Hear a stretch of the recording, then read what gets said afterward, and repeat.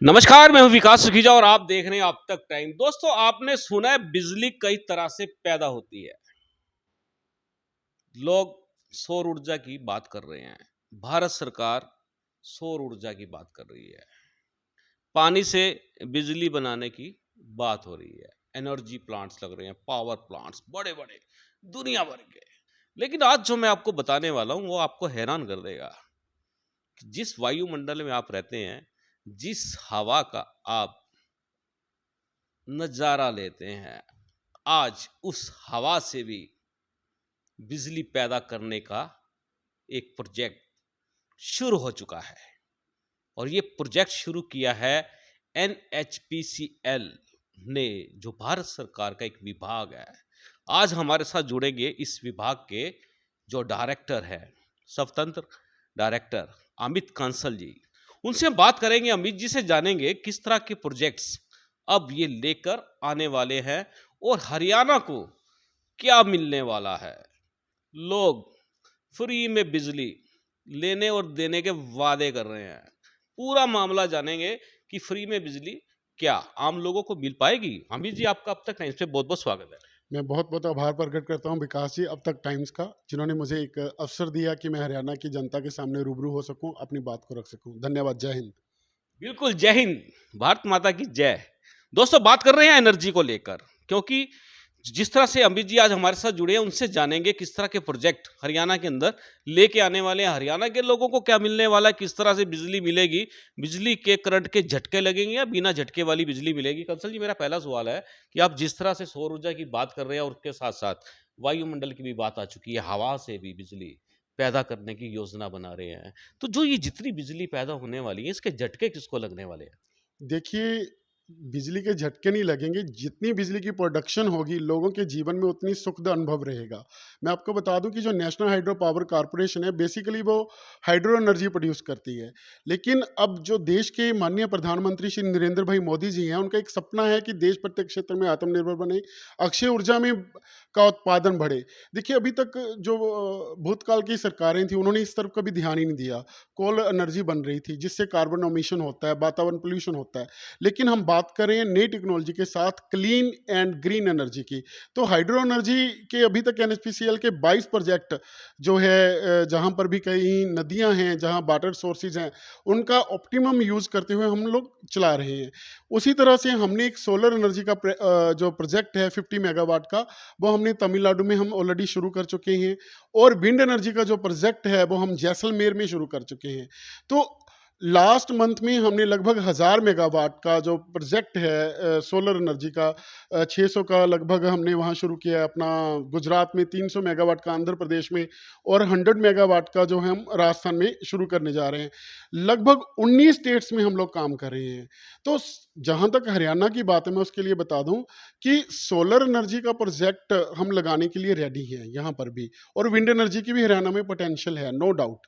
लेकिन उसके लिए जो है ज़रूरी है कि सोलर एनर्जी का प्रोजेक्ट हम तभी लगा सकते हैं अगर हमारे पास बैरन लैंड हरियाणा गवर्नमेंट द्वारा प्रोवाइड की जाती है। बैरन लैंड, यहाँ कोई उत्पादन ना हो। देखो, उसके पीछे भी एक रीज़न है। अगर हम फर्टाइल लैंड पर लगाएंगे तो बिजली की कॉस्ट बढ़ जाएगी।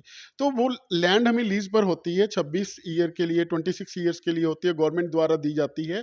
तो मुझे 100 मेगावाट का प्रोजेक्ट लगाने के लिए 500 एकड़ लैंड चाहिए मिनिमम। तो जितनी लैंड हमें मिलेगी, हम उस पर प्रपोजल पर जो हरियाणा गवर्नमेंट की तरफ से आएगा, हम कंसीडर करेंगे। अगर हमें कहीं विंड एनर्जी के बारे में बताती है कि आप यहाँ प्रोजेक्ट लगाइए हाइट पर, जहाँ विंड की पोटेंशियल है, वहाँ हम विंड एनर्जी का प्रोजेक्ट भी लगाएंगे जी। बिल्कुल दोस्तों, आपको बता दें जो ये योजना आ रही है आपके लिए, हमारे लिए और भी लोगों के लिए बड़े फायदेमंद सिद्ध होने वाली है। लेकिन दोस्तों, इसमें बड़ा सवाल जो उठ के आ रहा है, आपको पीछे ध्यान होगा कि एक संकट आ गया था, बिजली का संकट। कोयला खत्म हो गया था और कोयला आपको मालूम है कहाँ से आता है और उसको कैसे कहाँ तक पहुंचाया जाता है। आपको बताइए, यदि हम हरियाणा की बात करें तो हरियाणा के पानीपत पावर प्लांट के अंदर कोयला खत्म हो गया था और उस कोयले को लाने के लिए एक बार जो रेलवे रूट होता है उसके अंदर भी काफी जाम लग गया था।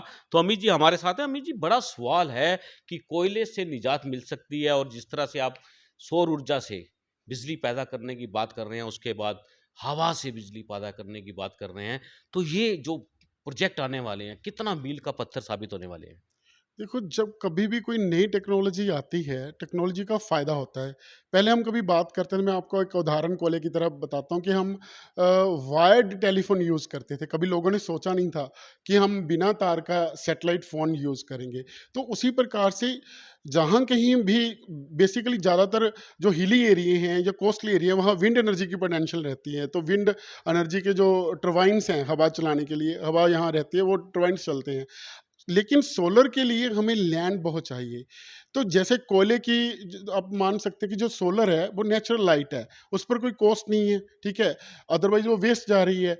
तो सोलर एनर्जी पर कोई ज़्यादा खर्चा नहीं आएगा, सस्ती बिजली मिलेगी लोगों को, क्लीन एंड ग्रीन एनर्जी मिलेगी। और हमारे देश के प्रधानमंत्री तो चाहे ही इस तरह कर रहे हैं कि जो फॉसिल एनर्जी ये हम प्रोड्यूस करते हैं कोयले जैसे साधनों से, उस पर हमारी निर्भरता कम हो। लेकिन निर्भरता तभी कम होगी अगर ये सोलर प्रोजेक्ट्स जैसे जब विंड एनर्जी जैसे प्रोजेक्ट विभिन्न स्थानों पर लगेंगे। उसके लिए एनएचपीसीएल डे एंड नाइट काम कर रही है, जहाँ भी हमें अपॉर्चुनिटी मिल रही है हम काम कर रहे हैं। तो हरियाणा भी हम लोग काम करेंगे निश्चित रूप से। जैसे ही सरकार का कोई प्रपोजल आता है, हमें लैंड प्रोवाइड की जाती है, तो मेरी जो एनएचपीसीएल की पूरी टीम है वो उस पर क्या क्या अपॉर्चुनिटीज़ हैं, कैसे कैसे हम काम कर सकते हैं, उस पर हम विचार करेंगे। बिल्कुल दोस्तों, विचार हो रहा है और काम भी शुरू होने वाला है। आपको बता दें, जल्दी हरियाणा सरकार के सामने एक प्रोजेक्ट रखे जाने वाला है, जिसके बाद आपको बिजली किफ़ायती रेटों पर मिल सकती है।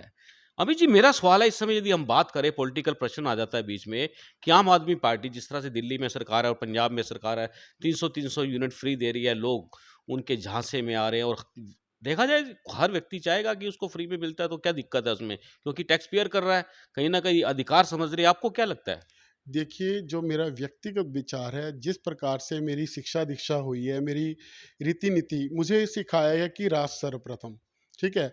मी फॉर माई नेशन, हम लोग वो लोग हैं जो देश को सर्वप्रथम मानते हुए 24 के 24 घंटे निस्वार्थ रूप से अपने देश के लिए काम करते हैं। मुझे जो लगता है कि कुछ भी जनता को फ्री में नहीं मिलना चाहिए। अगर जनता को मिलना चाहिए, वो फ्री में एजुकेशन मिलनी चाहिए, बिना किसी भेदभाव के, या फिर मिलना चाहिए हेल्थ एजुकेशन। लेकिन अगर मैंने अभी हमारे पावर स्टेशंस को विज़िट किया, अभी मैं चमेरा में था, रिसेंटली सलाल में था, और हमारा अभी सुबानसिरी में एक प्रोजेक्ट बन रहा है। तो अगर आप उन दुर्गम क्षेत्रों में जाकर देखें, कल्पना करें कि आप पहले ही ये देखेंगे कि ये प्रोजेक्ट बने कैसे हैं, इतने-इतने बड़े प्रोजेक्ट हैं, हज़ारों करोड़ रुपए के। फिर वहाँ पर देश के जो टॉप मोस्ट इंजीनियर्स हैं, टॉप मोस्ट एजुकेटेड लोग हैं, वो अपना परिवार छोड़कर वहाँ काम कर रहे हैं। तो अब देखेंगे ना कि बिजली का उत्पादन कैसे होता है। मुझे जो लगता है कि बिजली जो है फ्री देने की वस्तु नहीं है, ये एक उपभोग की वस्तु है। देखिए, हम लाइट का प्रयोग कर रहे हैं, ठीक है? कुदरत ने हमें बहुत कुछ दिया है, तो हम देश को कुछ देना क्यों नहीं सीखते? हमेशा क्यों सोचते हैं कि हम देश से लेते रहें? मुझे तो ये सिखाया गया है कि, है ना, कि जह तन समर्पित, जह धन समर्पित, ठीक है? और यह जीवन समर्पित, मैं चाहता हूँ देश की धरा तुझे कुछ और भी दूँ। मेरा ये व्यक्तिगत रूप से जी। मानना है। बिल्कुल दोस्तों, आपको बता दें अपनी विचारधारा होती है और अपने संस्कार भी होते हैं और कहीं न कहीं अगर हम बात करें कि बिजली को लेकर सरकारों ने भी धंधा बना लिया है। पड़ती है 3 रुपए यूनिट बेचते हैं, 7 रुपए यूनिट, 8 रुपए यूनिट बेचते हैं।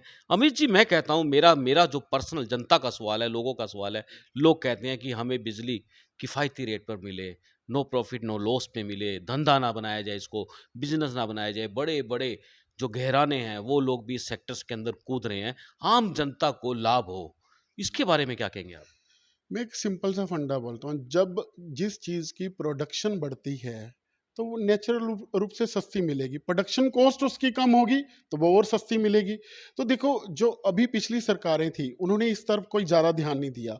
लेकिन जब से नरेंद्र मोदी जी की सरकार आई है, वो प्रत्येक क्षेत्र में काम कर रही है। आप 8 साल की परफॉर्मेंस हमारी देख लीजिए, कहाँ हमने रोड्स नहीं बनाई, कहाँ। मैं आपको एक उदाहरण देता हूँ, 24 अप्रैल को देश के माननीय प्रधानमंत्री जम्मू कश्मीर में जाते हैं। वहाँ हमारे एनएचपीसी और जॉइंट वेंचर में एक प्रोजेक्ट तैयार होना है, किवाड़, उसका मील पत्थर रखते हैं, और 12 मई को उसका काम शुरू हो जाता है। कहाँ होता था, मील पत्थर ऐसे ही पड़े रहते थे।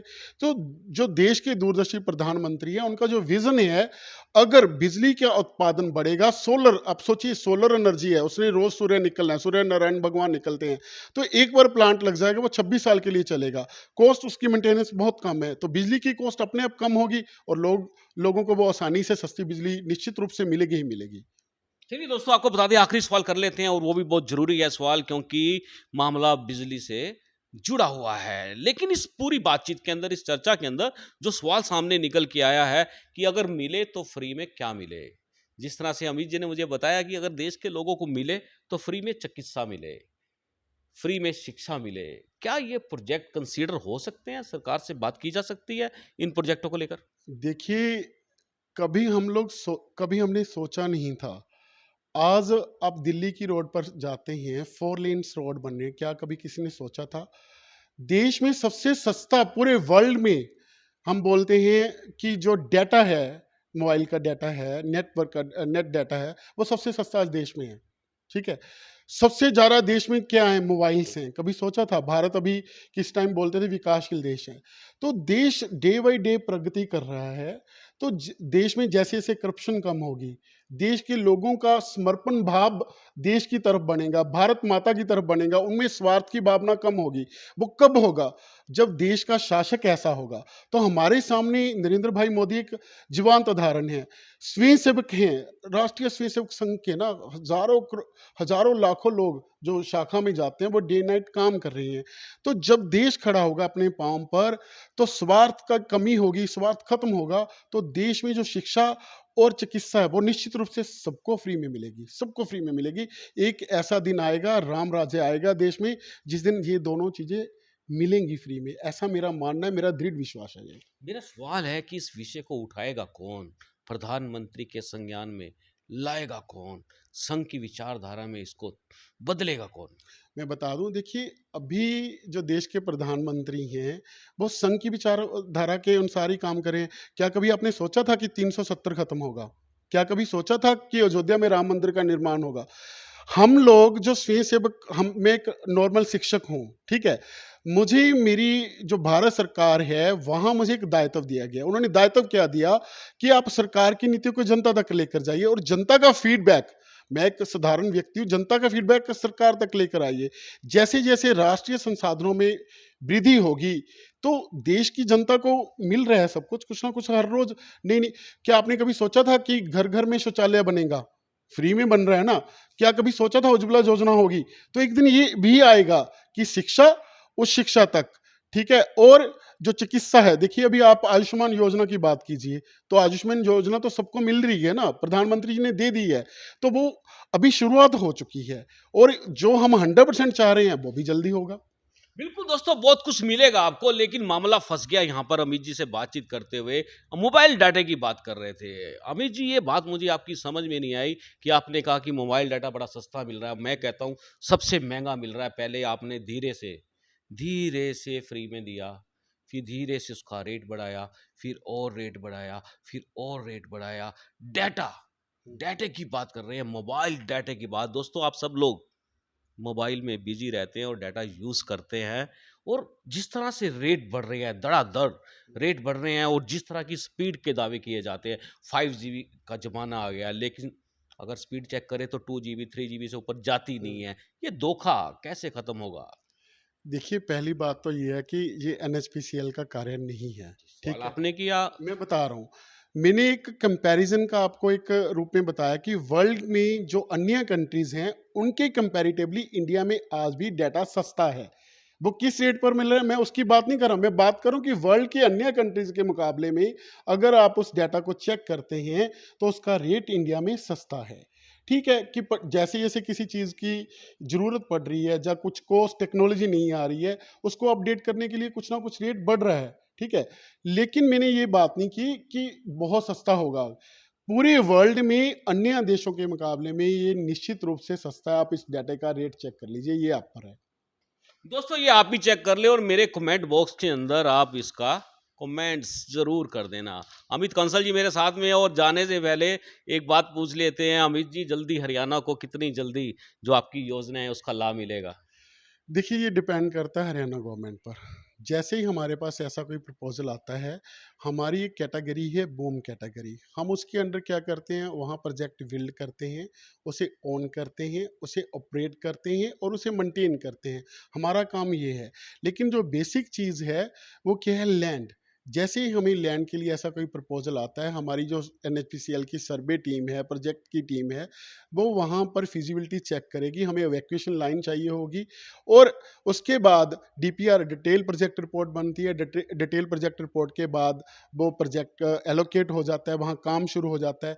मैं इतना कह सकता हूँ, जब ये प्रोजेक्ट शुरू होगा वो 18 से 20 महीने में पूरा हो जाएगा, और जैसे ही ये प्रोजेक्ट शुरू होता है उसके बाद पावर परचेज एग्रीमेंट होता है गवर्नमेंट के साथ, ठीक है, उस रेट पर हम गवर्नमेंट को बिजली देना शुरू कर देंगे। ये डिपेंड करता है कि हरियाणा गवर्नमेंट की तरफ से ऐसा प्रपोजल या कोई लैंड हमें प्रोवाइड की जाती है, हम इमीडिएटली इस पर काम करना शुरू करेंगे। बिल्कुल अमित जी, आपने हमसे बात की, बहुत-बहुत धन्यवाद। जी, आपका भी बहुत-बहुत शुक्रिया। मैं पूरे हरियाणा वासियों को आज़ादी के अमृत महोत्सव पर बहुत-बहुत बधाई देता हूँ। धन्यवाद, बहुत-बहुत आभार। जय हिंद। बिल्कुल दोस्तों, हम भी चाहेंगे, हरियाणा के मुख्यमंत्री से हम भी चाहेंगे कि जो ये प्रोजेक्ट आया है, इस पर सकारात्मक पहल करते हुए जल्दी से 500 एकड़ जगह प्रोवाइड करा दी जाए, क्योंकि कोयले का जो संकट है आने वाले समय में गहरा सकता है।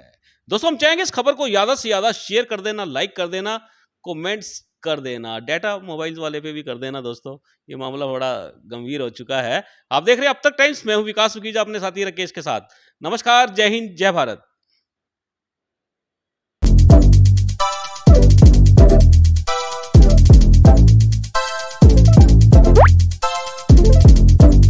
This is important for you and your loved ones. Choose a policy today from Star Health Insurance.